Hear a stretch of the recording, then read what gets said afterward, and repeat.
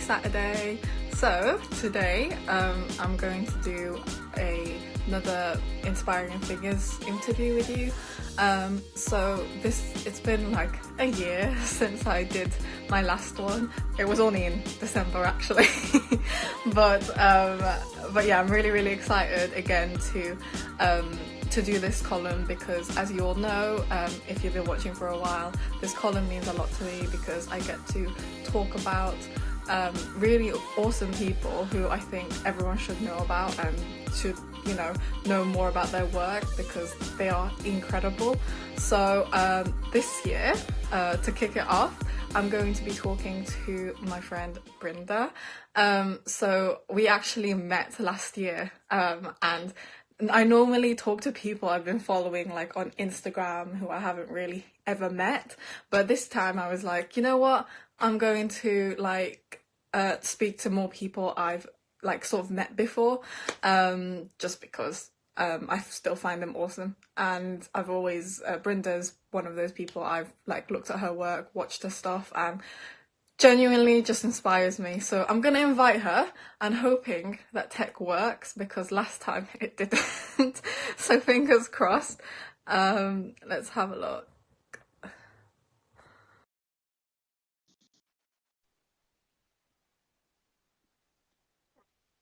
That should work, fingers crossed.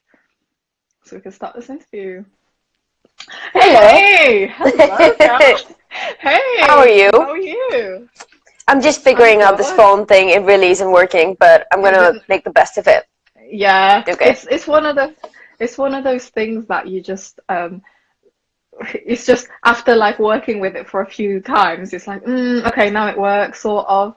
I don't want my phone to go off in the middle as well, so I'm not gonna take it off charge. It's just the way it is. Oh my God, yeah, that happened to me once, and it was live, and I was like, oh. I feel like people saw me struggle at the end as well. I was like, oh my God, yes, I'm just avoiding all of that. It's just gonna be like this.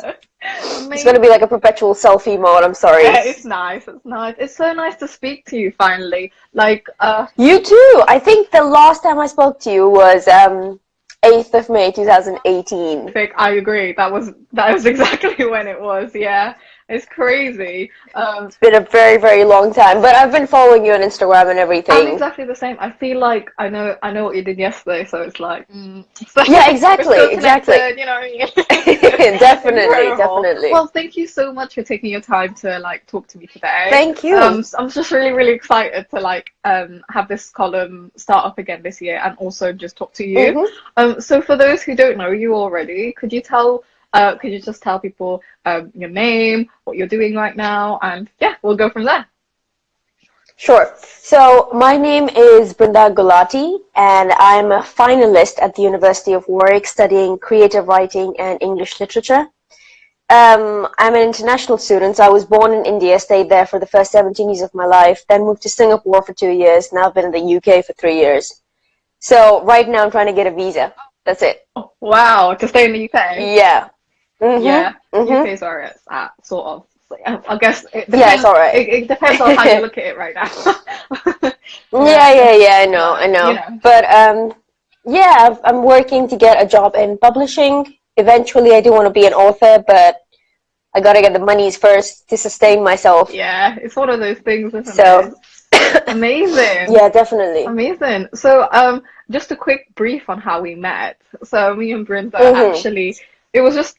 So last year, one of my biggest achievements was making it to this list. But so JP Morgan and the Tab worked together to create this list, where they created a list of incredible women who are university level doing amazing things. And I still am very grateful to be on that list, and it's amazing. So I was on that list, and Brinda was on that list as well. And Brinda actually ended up winning last year, which was all because of my parents. Yeah. Putting in the vote. I'm not even gonna be ashamed of that. Mine was literally just endless self-promotion, but that's just how it is. That's how we succeed in life. Very embarrassing, but oh well. Yeah, exactly. So it was such a good achievement. And so in addition to winning that, she's won several other awards for her work. And from my own experience, like seeing her, I didn't actually end up having like a long conversation with you, but I remember seeing you and I was like, I really want to speak to her, but I'm a bit scared. I really want to do that. And then I had to go get my train back to Sheffield. But like, I really, really admire what you've done, and you honestly Thank you so much, prize. and likewise. I think the atmosphere at that office was so nice because everyone was so chatty and just so informal with each other, and like, you go girl, I love your dress, I love your skirt. Oh my gosh, yeah. It's just such a nice atmosphere to be in. It was lovely. I was wearing that bright pink suit. I remember the suit kind of thing. I remember that. Oh my gosh, it was so embarrassing because like everyone at JP Morgan was wearing like black and blue and grey, and then there was me. I was just like, hi everyone, I have arrived. It's really embarrassing. It was the same with Jane as well. Like, she was wearing a bright purple skirt and everything. She looked popping. It was amazing. But yeah, this list was amazing, and this is how we met. And yeah, we've kept in touch ever since, and I've been following all of Brinda's work. So yeah, so that's how we met. Could you tell us a little bit more on like what you're working on at the moment? I've seen all over like Facebook and like on Instagram, you're working on so many exciting things related to binge eating, eating disorders and stuff like that. So just body image in general, I find that really interesting. I've never really had like a open conversation with anyone about that, so I'd love to like hear more about what you're doing in that sort of space. So I do creative writing, right? And as part of that, I had a module that was called Small Press Publishing, and as part of the final assessment, we were supposed to make a magazine of our own. And it just so happens that the creative designer for Victoria's Secret in November said that they do not want transgender and plus size models as part of their runway show because it spoils the fantasy. What?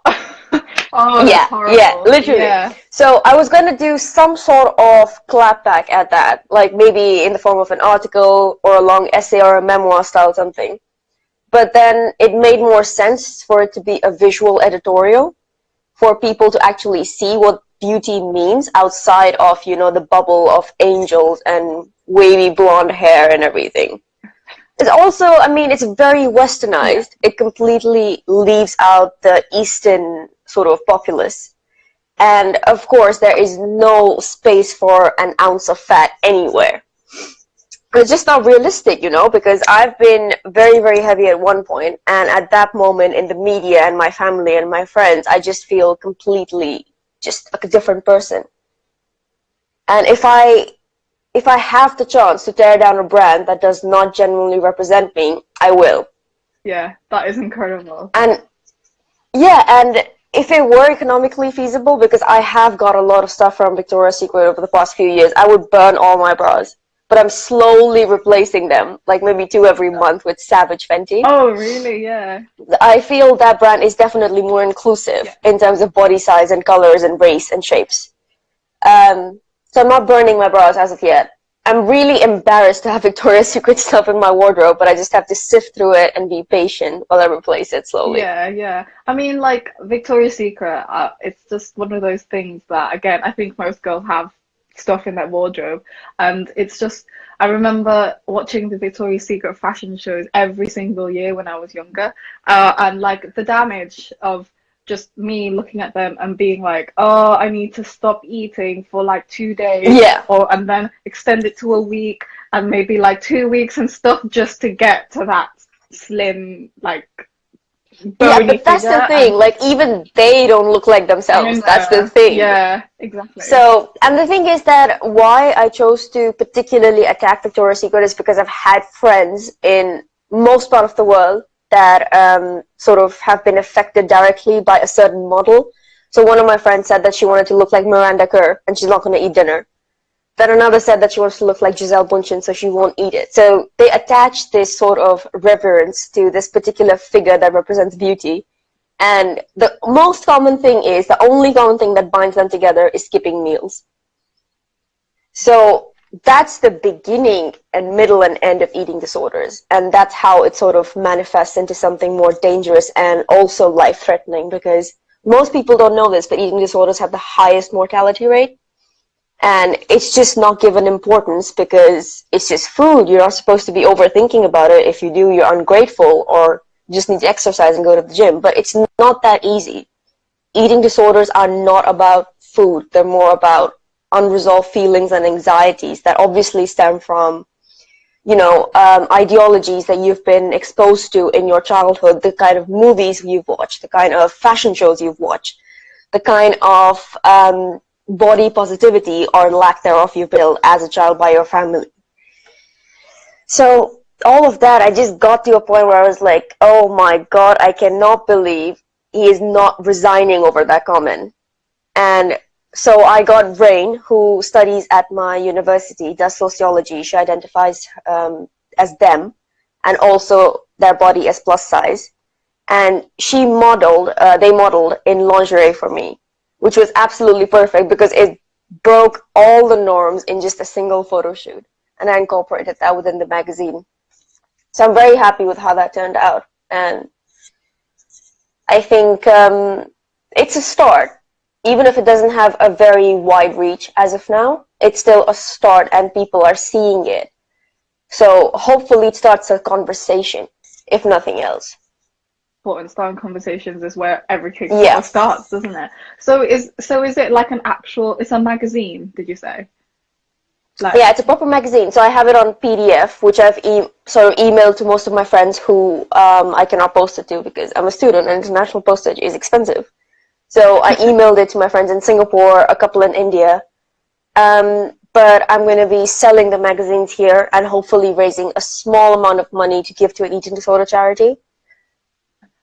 But let's see how that pans out because it's not a lot of money at all. Well, it's one of those things that it's such I can tell from your posts and just how you spoke about it now. It's like such a passion project for you. So I really hope it goes well. And I definitely would. Thank you. I would love to like get a copy as well. I'll get it off you. I'll buy one off you. Oh yeah, for sure. I'll give you one for free. Thank you. But I think I wanted to have like a follow-up question on just Victoria's Secret in general. What do you think? I know back then I was actually talking to about this to my friend recently. Back then we didn't have like social media that much, and I know I was literally just like creating websites and stuff. I never really looked at social media until like recently, So, like, what do you think do you think there's been much of a change in, between those time periods? Because back then it was very like, you watched the fashion show and everyone was, and then you had your magazines and everything. But now, like, social media's come about. Do you think that's made a better impact? Because, you see loads of these posts about, like, love yourself, like, love the body you're in and all sorts of stuff. So what are your thoughts around that? I think it's how you choose to make use of the platform as well. Now, for example, I used to follow until very recently, let's say a year ago, which is recent for me in terms of recovery. I used to follow Gigi Hadid, Bella Hadid, all the high-end fashion labels. And then I would also follow accounts that said, love yourself. So it was sending me contradictory messages. Like, sure, I will love myself, but how about if I'm their size and love myself? It's going to be easier. So what I did last year was like a complete social media cleanse, unfollowed every single model that I didn't want to see. And I started following these body positive accounts that are genuinely making a difference in other people's lives. So some of my favorites are Body Posy Panda. It's Megan Jane, and she's written an incredible book about diet culture and how everything that we do is imposed on us. And women in particular are unfair targets of diet culture. Then there's Scarred Not Scared. And the thing with following these accounts is Instagram is just everywhere, and I would be lying if I said I spend only 15 minutes a day. It's a lie. I spend 2 hours on it. Same. Per day. Yeah. And if I'm scrolling and if I keep seeing skinny models and everything, it may not affect me then, but when I'm wearing my own clothes, I'll be like, you know what? I don't look like she did in that picture. Yeah. And that's harmful for me as well, because I know it's not conducive to my mindset and where my thoughts go. So with me, I made the conscious decision of unfollowing everything that triggers the slightest of negative emotions. Because so I want to feel good about myself and not like I need to skip dinner.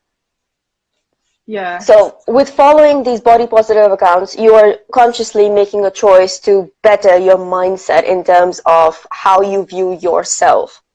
Because if you're still following, I'm not saying don't follow fashion accounts or anything, but I'm saying if you're still idealizing that kind of body type, you are very much still in that mindset and playing into the media's sort of ploy to get you into that multi-billion-dollar diet business and everything like that. Exactly. So I think with social media, it's a very tricky balance. Like, you want to follow it because it's pop culture, but you got to identify the triggers for yourself, the kind of people that make you feel like you're shit.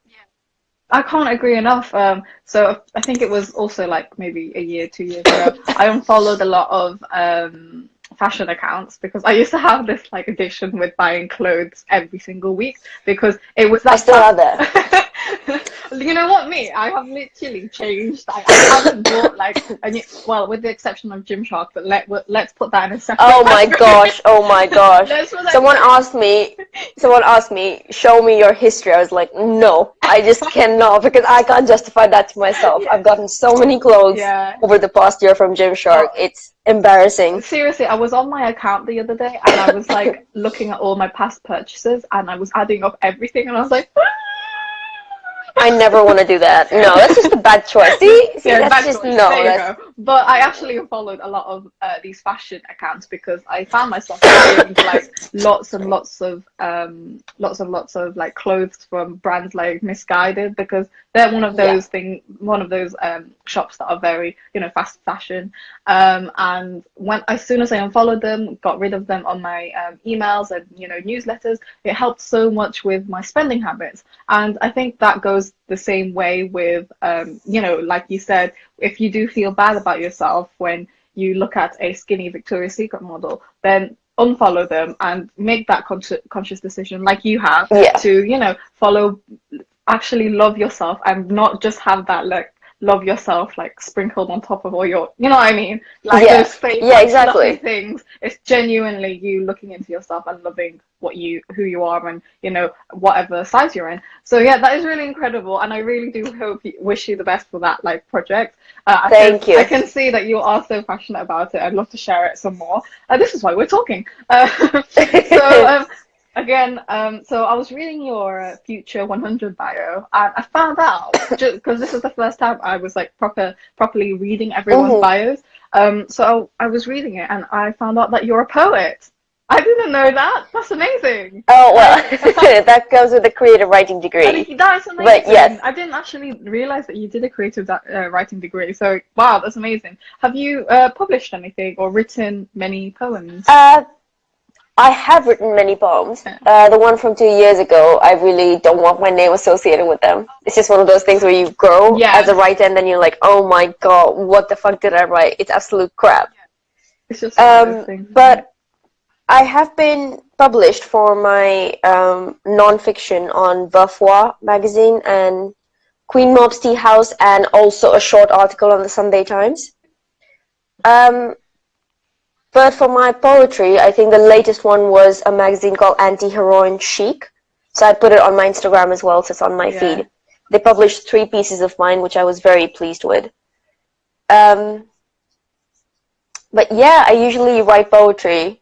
It sounds, the thing is that I hate saying that I'm a poet now because it has such a pretentious negative connotation to it. But it's really not. Yeah, I actually noticed that a lot when people are like, I write stuff or like I'm a poet or something. People are like, there's not like, exactly. Why? I don't get it. I think it's just the association with poetry is just being pretentious and a know-it-all and holier than thou attitude. But it's really not true. I mean, contemporary poets. I'm not going to say anything about Rupi Kaur. But contemporary poets have a very good grasp on grounding reality in simple language. So my poetry also sort of tends to follow the same path. And it's really not pretentious, so if you want to have a read, just type in my name and something will pop up. And I promise you, it's fine. It's not that bad. Did you start writing poems from, your degree, or was that just, a hobby? It was a hobby because I remember I won this really innocuous prize when I was in middle school, and I was like, oh, I actually do enjoy poetry. But that was again very infantile, like it wasn't very developed or polished because I never really had any formal training until I came into my degree. So these past 2 years, I've had incredible mentorship, and that's how I've sort of taken poetry more seriously and possibly as a route to being known or recognized and being published. So it's only been since these 2 years that it's actually been a proper passion of mine, and I don't shy away from calling myself a poet because that is essentially what I do. It's just that people, if they choose to receive it and, oh, she's better than us, It's not how true. other people react, isn't it? And that's Yeah, that's on yeah, them, not you. yeah, exactly, Yeah, exactly. yeah. So one of the things that my tutor taught us in first year, he was a professor of poetry, still is, he's on research leave. He told us that if you do something for a living, if you're a writer or a poet, don't shy away from calling yourself that, because that's exactly what you're doing for a living. Yeah, and you know, And I've stuck by that. yeah, that's amazing. That's amazing. It's sort of Yeah. like I sort of relate to that because I I found myself shy away from saying that I like writing and I like blogging.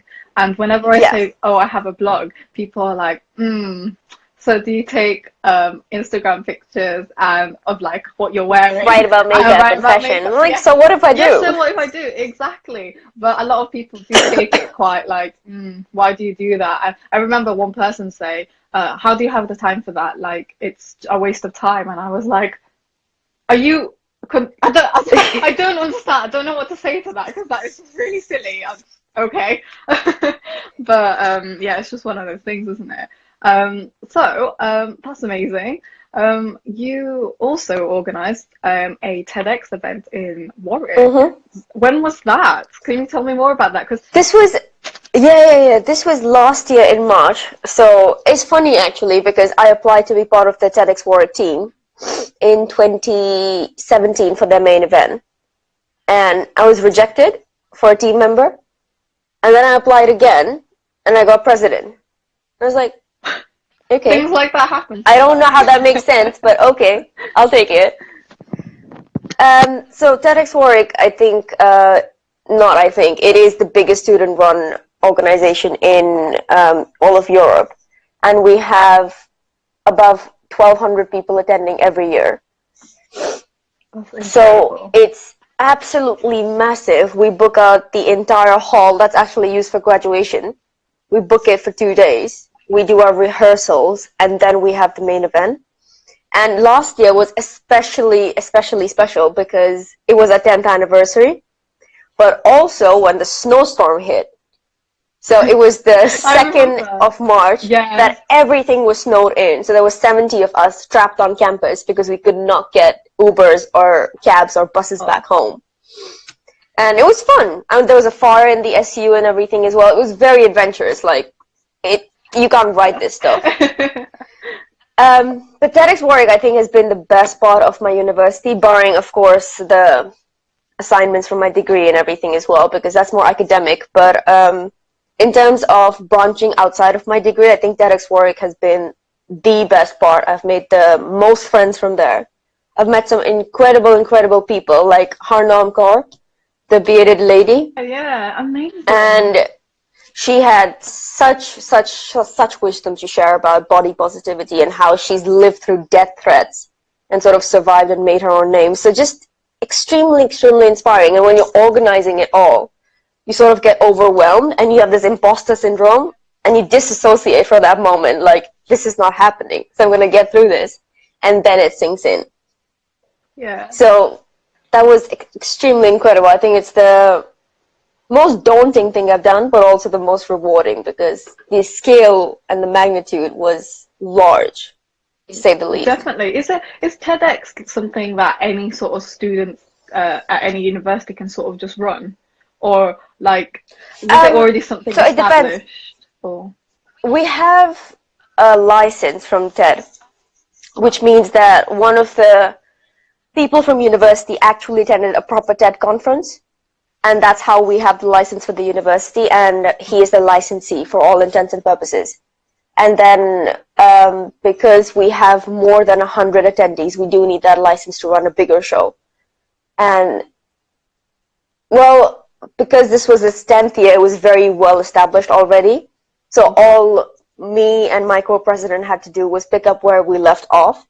But for someone starting their own TEDx in the university, it's all very dependent on TEDx guidelines, which are the Bible, if you want to do anything. Yeah. Otherwise, you can fall into a lot of traps that you don't want to. Yeah, I can imagine. I've done some event organization around hackathons, and there's so many rules and so many things. And it's like, okay, I can imagine TEDx being a bit more, there's a lot more criteria to look at. There definitely is. But I think it's very straightforward as well.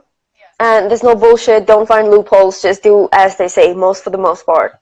And I think it's very, very rewarding because whatever your topic or whatever your university, you will find some incredible people who will genuinely move you. Was it like your speakers? Did you have a certain topic for that event, or was it a mixture? It's supposed to be a mixture. I mean, you're supposed to brand the whole event under a singular topic. But the topic has to be so broad that it covers everything from technology to science to art to design. So you need to have something that's exceptionally sort of all-encompassing. It has to be that. Otherwise, you'll start to filter out people like, no, that they don't fit in the theme. I see. So the main idea that grounds TEDx is just inspirational figures, like your column. So it has to be something that gets them all together, but also gives them the freedom to speak on whatever topic they would like. So to offer a new perspective on something that's already been talked about, or to tell a life-changing story of their own or struggles, like we had last year, a student speaker, and she talked about sexual assault in general, but then she sort of brought back the topic to her own memoir sort of style speech and then went back to the topic again. So in that sense, it's supposed to be really broad, but you can incorporate your own life-changing problems and your own achievements and relate to the topic in general. That sounds like it was such a great event. Was last year a good event? Yeah, that sounds amazing. So good. Amazing. Well, the time has gone so quickly just talking to you. Yeah. My final question for you today is, if you could only focus on one thing in 2019, what would it be and why? It can be anything at all. Anything. Okay, I actually read the question last night. I was like, and to come up with something solid. No, but the real answer, very genuine answer, is that I've been working on myself mostly, specifically in terms of intuitive eating. So I realized since the time I was 13, I was always on some sort of diet, whether it was enforced by me or someone else. And what it does over time is that it just sort of breaks your body and your mind and chips away slowly. So this year, I'm just going to listen to my body for actual hunger cues. And that's it. That should be nothing else. That should be how you do it. Exactly. So if I want to have a cookie at 11 o'clock, I will. If I want to have ice cream after bed, I will. Exactly, yeah. I love that. So I just want to get out of the diet mindset as much as I can. And I've realized that once I've let myself go, which is such an ugly term to use in online social media because it denotes weight gain, which is not true. And even if it is, fuck that. Yes. What I want to do this year is genuinely go to the gym because I enjoy working out and not punish myself. So I'm not going to go to the gym because I want to eat that one donut I've been craving for 2 days. I'll eat the donut and I'll go to the gym. That's it. Supposed to do it. I love that. That's amazing. I think I was actually saying this to my friend yesterday. I was saying I've gained a lot of weight. It might not look it, but I have gained a lot of weight recently, and I remember when I first saw that weight gain and that increase in body fat, I was like, oh my gosh, I've let myself go. Oh my god. Yeah, it's like the world ending, literally. Right? You can't see anything beyond that. No, it was horrible, and I literally put myself in this pit of despair, and I was like, oh my god, I'm fat again, I'm horrible and just gross, blah blah blah, and I felt gross, and it was because I was talking to myself. And see, the thing is, for me, who's seeing you as an outsider on Instagram, I was like, oh my god, she has the best body ever. But you would never think that. No, it's insane. That's the problem. That's the problem. It's incredible because after I was punishing myself, I looked at old pictures of myself and I was like, oh my God, my body was so nice then. But at that time, I was like, Yeah. I was hating every single thing about like one little bit of fat. Like it was so stressful. But now, like, Oh yeah. it's honestly like awful. But since I started training with a PT, and I started this year really focusing on taking care of my mental health, because that was the main point. That's the sort of the starting point of why I started exercising in the first place. It wasn't about like how I looked. So now I've sort of refocused onto that, and now it's a lot better. But I know exactly what you mean by like, you know, I actually trapped myself in after Christmas in this mindset where after I ate like chocolate or like a donut, I would go to the gym and spend like another 45 minutes on the treadmill. Yeah. And I was like, oh, I need to because of the donut I ate. And I was like, why am I even talking to myself like that? That's horrible. But yeah. Yeah, I mean, basically, if you were talking to a child like that, let's say a small girl, you would never tell her to burn those calories off. No, exactly. If you're a decent human being. Exactly. Yeah. Yeah, it's just one of those things, and I think like it's really admirable that's sort of your approach for this year.